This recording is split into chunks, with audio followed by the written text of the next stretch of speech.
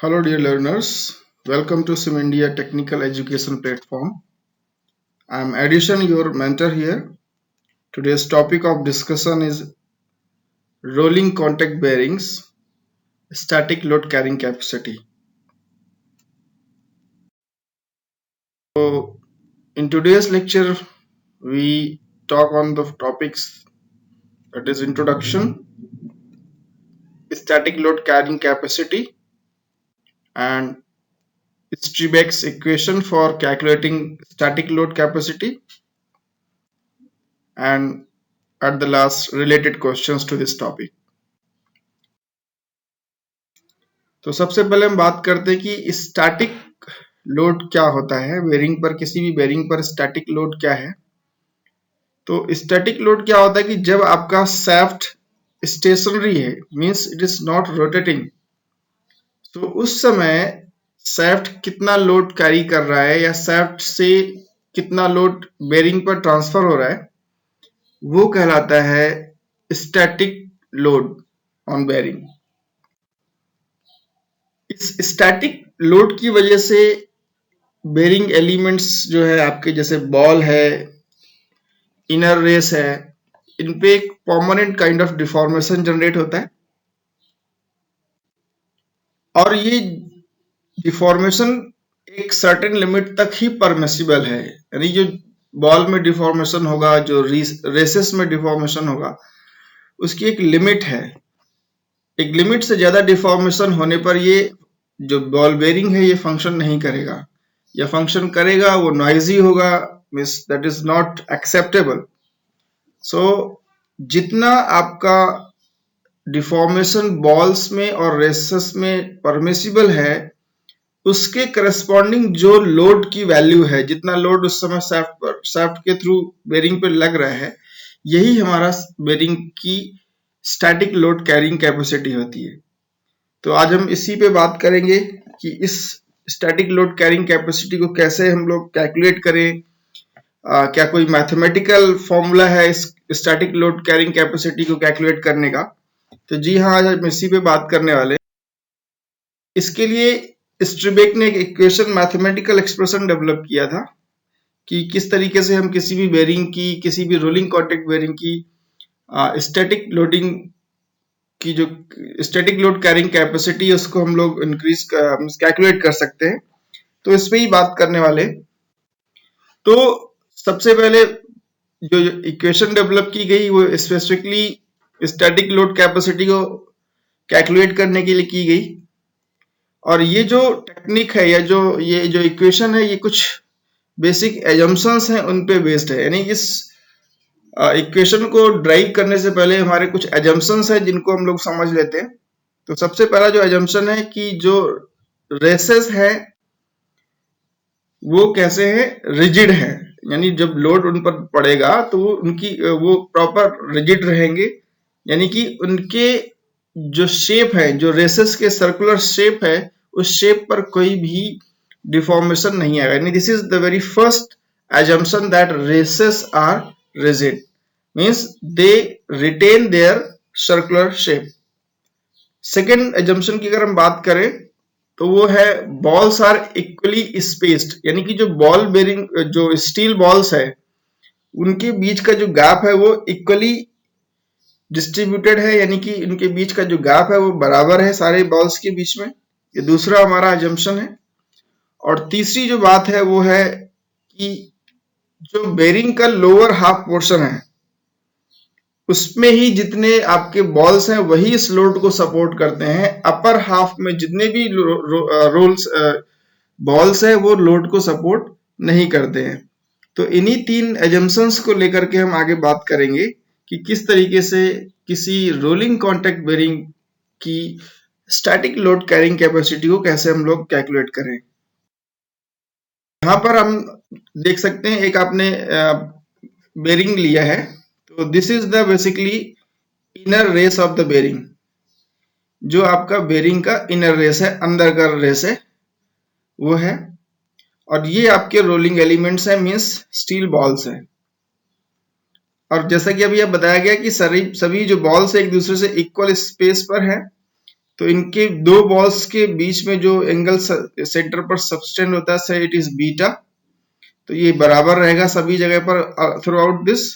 Miss अगर इस beta को कैलकुलेट करें तो वो क्या हो सकता है, 360 यानी complete this angle divided by number of balls, यानी जितने भी नंबर ऑफ बॉल्स हो उसको आप डिवाइड कर दीजिए 360 डिग्री से, तो दो बॉल्स के बीच का क्या एंगल है यानी बीटा, वो आप कैलकुलेट कर सकते हैं। तो यहाँ पर आप इतना समझ गए कि एक ये रेसेस है जिसका सेंटर ये है O है, और इस पर ये ही स्टैटिक लोड C नॉट जिसको हम यहाँ पर डिनोट कर रहे हैं, ये C नॉट स्टैटिक लोड इस पर लग रहा है। तो अब इसी C नॉट की हमें कैलकुलेशन करनी है, कितना ये लोड है जिसको हम लोग कैलकुलेट करेंगे, जो ए बेरिंग बियर कर सकता है विदाउट मिस इसका जो परफॉर्मेंस है उसको इफेक्ट किए हुए। तो इस पे बात करेंगे। तो इधर हम देखेंगे तो सबसे पहली चीज एक एजम्पशन और लेते हैं कि यहाँ पर सिंगल रो ऑफ बॉल्स है। कई बार कुछ बेरिंग्स ऐसे होते हैं जहाँ डबल रो होती है, मोर देन वन रोज होते हैं रोलिंग कॉन्टैक्ट्स रोलर्स के, या कह सकते हैं ये रोलिंग एलिमेंट्स के। तो इस केस में हमने कंसिडर किया है कि only single row is there.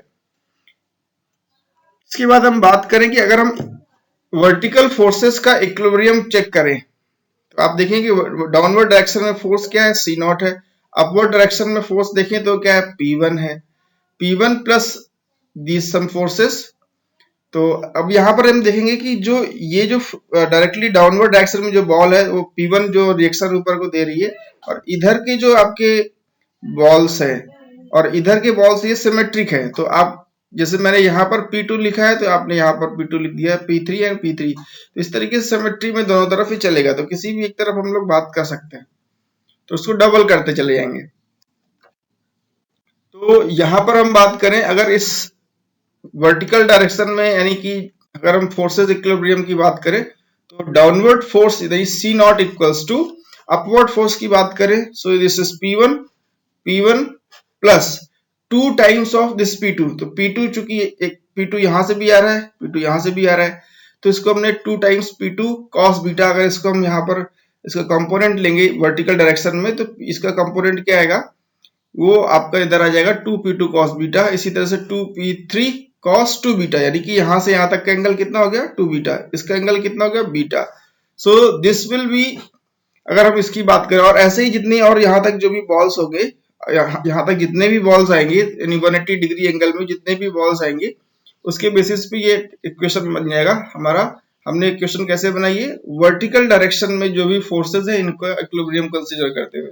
तो आई होप ये समझ में आ गया होगा, यानी C not force in downward direction equals to upward direction में force P1 plus P2 component, और इसका 2 गुना कर दिया तो 2P2 cos बीटा। इस तरह से P3 दो बार है तो 2P3 cos 2 बीटा। तो इस तरीके से हमारे ये आप इस C नॉट को ऐसे कैलकुलेट कर सकते हैं कि डिफ्लेक्शन की, कि जब ये लोड C नॉट पड़ेगा तो देखिए क्या होगा। जैसे अभी हमने बताया था कि हमारा जो रेसेस है यानी इनर रेस है वो रिजिड है, उन पे डिफॉर्मेशन नहीं होता। यानी कि यहाँ पर हम ये एजम्पशन ले रहे हैं कि केवल और केवल हमारी जो ये स्टील बॉल्स हैं ये ही डिफॉर्म होंगी जब, यानी कि लोड ये लगेगा बेरिंग पर, लोड पड़ेगा तो उसकी वजह से जो डिफॉर्मेशन है वो सिर्फ बॉल्स पे होगा। यहाँ पर रेसेस में कोई डिफॉर्मेशन नहीं होगा, ये हमने एज्यूम किया हुआ है।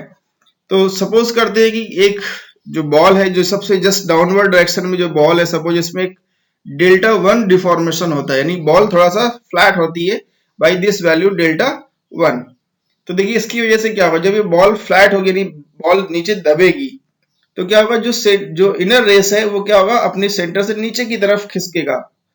ठीक है, तो यहाँ पर हमने दिखाया कि ये जो रेस था, इनर रेस था, इसका पहले सेंटर O था। जब ये डिफॉर्मेशन नहीं हुआ इसकी वजह से ये जो रेस है नीचे की तरफ डाउनवर्ड डायरेक्शन में शिफ्ट हो गया, तो इसका अब से नया सेंटर हो गया O डैश। तो इसको बात करते हैं। तो यहां पर अगर हम बात करें कि जो Δ1 डिफॉर्मेशन इस बॉल के अंदर हुआ तो इसको हम देखिए कैसे करेंगे, करते हैं Δ1 और Δ2 के बीच में। सपोज इस बॉल के अंदर Δ1 डिफॉर्मेशन हुआ और जो एडजेसेंट बॉल है इस पर डिफॉर्मेशन कितना है, डेल्टा टू। तो अगर इस डेल्टा वन और डेल्टा टू के बीच में मैथमेटिकल रिलेशन फाइंड करें तो इनके बीच में जो एंगल है वो क्या है, बीटा है। तो अगर हम देखें तो डेल्टा टू इक्वल्स टू क्या हो जाएगा, डेल्टा वन कॉस बीटा। ठीक है, तो delta two equals to delta one cos beta. अगर इसको हम और सॉल्व करें, डेल्टा वन को इस तरफ ले आए तो ये हो जाएगा आपका delta two over delta one equals to cos beta. आगे हम बात करते हैं अकॉर्डिंग टू हर्ट्ज इक्वेशन कि जो आपका लोड और जो डिफ्लेक्शन है इसके बीच का एक जो रिलेशन होता है, यानी deflection in this ball and the load acting on this ball is given by this mathematical formula. Deflection delta is directly proportional to load to the power 2 by 3. This is the mathematical expression given by this Hertz equation. So इसको हम यहाँ पर utilise करेंगे, यानी कि जो deformation ball में हो रहा है डेल्टा, उसका उस बॉल पे लगने वाले लोड से क्या रिलेशन है। सो डेल्टा इक्वल्स टू, इसका इक्वल प्रोपोर्शनलिटी साइन हटाएंगे, कांस्टेंट आएगा, तो delta one equals to K times P one two the power 2 by 3. So delta one is the deformation in the ball one and P one is the load, जो कि हमने पीछे ball में देखा था, इस बॉल पे जो रिएक्शन लग रही थी वो कितनी थी, P1, यहाँ से फोर्स आ रहा था P1। तो इस पे जो बॉल पे जो डिफॉर्मेशन हो रहा है डेल्टा वन और इस पे जो लगने वाला लोड है P1, इसके बीच में रिलेशन आ गया। सिमिलरली हम अदर बॉल्स के लिए भी निकाल सकते हैं। तो अगर हम डेल्टा टू निकालें तो delta two equals to K times P to the power 2 by 3। यहां पर हम क्या करेंगे, इक्वेशंस को डिवाइड करें इसमें से, तो क्या आ जाएगा, तो delta two over delta one equals to K से के कैंसिल हो गया, P2 over P1 to the power 2 by 3, ये इक्वेशन आ गया। अब equation this B and equation C को अगर हम इक्वेट करने की कोशिश करें तो यहां से देखिए इस P2 P1 पे और cos बीटा को एक रिलेशन आता है, P2 over P1 to the power 2 by 3 cos beta. Further इसको और सॉल्व करें तो P2 इक्वल्स टू क्या जाएगा, P1 आपका इधर आ जाएगा, ये हो जाएगा पावर 3 by 2। सो P2 equals to P1 cos beta to the power 3 by 2। Similarly we can also calculate P3. So P3 equal to P1 times cos beta to the power 3 by 2। तो इस तरीके से हम जो है चीजों को निकाल के P1, P2 और P3 की वैल्यू को सब्स्टिट्यूट करेंगे पहली इक्वेशन C नॉट में। तो C not equals to P1 plus 2 P1 cos beta to the power 3 by 2 plus into cos beta and similarly this. तो जैसे ही हम सब्स्टिट्यूट करेंगे वैल्यूज को पहले इक्वेशन A के अंदर, तो वैसे ही हमें एक एक्सप्रेशन मिल जाएगा। अब हम कह सकते हैं यहाँ से जो P1 कॉमन आ रहा है, इसको हम कॉमन ले लें। जैसे यहाँ पर हम कॉमन लेते हैं तो C not equals to P1 and in bracket 1 plus twice cos beta to the power 5 by 2 plus twice cos 2 beta to the power 5 by 2, ये एक एक्सप्रेशन मिलता है।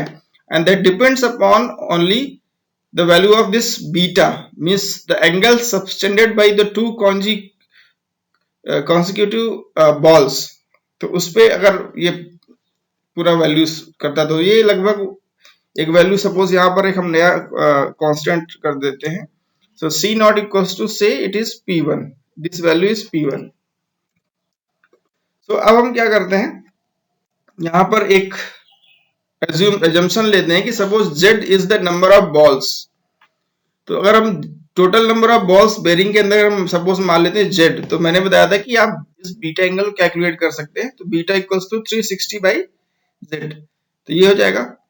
अब इसके लिए एक टेबल हम लोग बनाते हैं, हम करते हैं कि कुछ हम Z की वैल्यूज ऑटोमेटिकली अपने आप कुछ चूज करते हैं। से नंबर ऑफ बॉल्स आर 8, 10, 12, 15।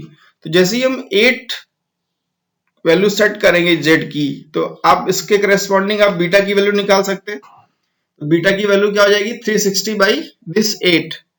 तो ये बीटा आ गया, और बीटा की वैल्यू उस M एक्सप्रेशन में रखेंगे तो M की कुछ वैल्यू आ जाएगी। और जैसे ही M की वैल्यू आई और इस Z की वैल्यू आई, तो एक नया हम लोग रिलेशन और निकाल रहे हैं Z by M का। तो Z by M यानी कि 8 by 1.84, तो ये 4.35 आ गया। सिमिलरली हमने क्या किया, now we selected the value of Z equals to 10 निकाला, और जैसे ही 10 रखेंगे तो एंगल हमारा क्या हो जाएगा, बीटा 360 by 10। तो 360 by 10 करती 36 डिग्री, और M के उसमें हम एक्सप्रेशन में जब हम बीटा की वैल्यू 36 डिग्री रखेंगे तो उससे m की वैल्यू 2.28 आ जाएगी। फिर से हम अगर z by m कैलकुलेट करते हैं तो ये आ रहा है 4.38। Again now we just taken new value of this z that is 12, तो नया एंगल निकालेंगे तो बीटा इक्वल्स टू 360 by 12, ठीक है, तो ये आ जाएगा 30 डिग्री। बीटा फिर से रखेंगे m में तो m की वैल्यू ये आ गई। Again we calculate z by m, so 4 point similarly for the value of z equals to 15 we calculate this m and again z by m. So now you can see it here very clearly कि जो m z by m की value है ये लगभग constant आ रही है, 4.35, 4.38, 4.36, 4.37। अगर इसका एवरेज वैल्यू लें तो ऑलमोस्ट हर केस के अंदर ये वैल्यू क्या हो रही है, कांस्टेंट हो रही है। तो स्ट्रीबेक ने क्या किया कि इस ये वैल्यू को उन्होंने एज्यूम कर लिया लगभग 5। So he has assumed this z by m value for 5 since it is continuously coming constant, almost constant. तो z by m को क्या किया गया, 5 ले लिया गया। जैसे ही z by m को 5 लिखेंगे तो हम यहाँ से m कैलकुलेट कर सकते हैं, m equals to 1/5z। इसको हम इक्वेशन डी में जाके सब्स्टिट्यूट करेंगे जहां पर हमने लिया था c not equals to p1 into m, तो m की वैल्यू हमने यहाँ सब्स्टिट्यूट कर दी 1/5z, तो c not equals to 1/5z p1। अब हम बात करते हैं कि जो लोड है p1, एक्सपेरिमेंटल जो हमारे चीजें हैं उससे ये पता चलता है कि जो p1 है यानी जो बॉल पर लगने वाला फोर्स है वो क्या है, उस बॉल के डायमीटर के डायरेक्टली स्क्वायर के डायरेक्टली प्रोपोर्शनल होता है। d1 p1 equals to k times d square where d is the ball diameter. तो जैसे ही हम इस p1 की वैल्यू यहाँ पर सब्स्टिट्यूट करेंगे तो जो आपका c नॉट यानी कि जो लोड कैरिंग कैपेसिटी है वो आ गया k d square z by 5। तो इस तरीके से इस जो एक्सप्रेशन ये आ रहा है c not equals to k d square z by 5, this expression will give the static load carrying capacity of a rolling contact bearing।